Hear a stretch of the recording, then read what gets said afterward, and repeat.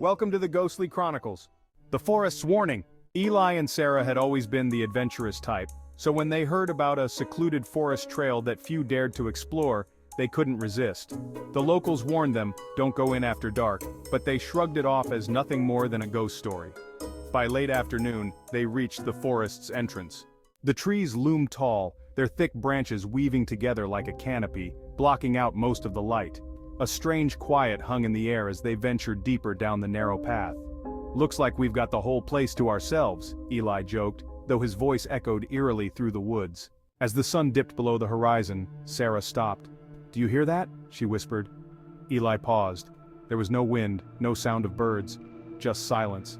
A silence so thick it pressed down on them. Then, from deep within the forest, came a distant rhythmic, like heavy footsteps. "We should turn back," Sarah said, a knot forming in her stomach. But before they could move, a low whisper drifted through the trees. "Leave, while you still can." Eli laughed nervously. "Someone's messing with us." The footsteps grew louder, faster, coming straight toward them. A shadow moved in the distance, weaving through the trees. A tall figure, almost human but wrong, its limbs too long, its movements unnaturally smooth, and its eyes, gleaming white, locked onto them. Panic set in. Eli grabbed Sarah's hand and they sprinted back the way they came. But the path was different. Trees twisted in unnatural directions, and no matter how far they ran, the entrance to the forest stayed out of reach. The figure was closer now, moving impossibly fast, its footsteps pounding behind them. Breathless, Sarah looked over her shoulder and gasped.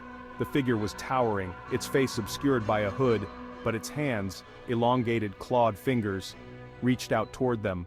Suddenly the ground beneath them shifted, and they stumbled into a clearing. The figure stopped at the edge, as if it couldn't cross the boundary. Its glowing eyes stared at them with a warning. "Next time, you won't be so lucky." Without thinking, they bolted toward the exit, which finally appeared ahead of them, bathed in the last rays of twilight.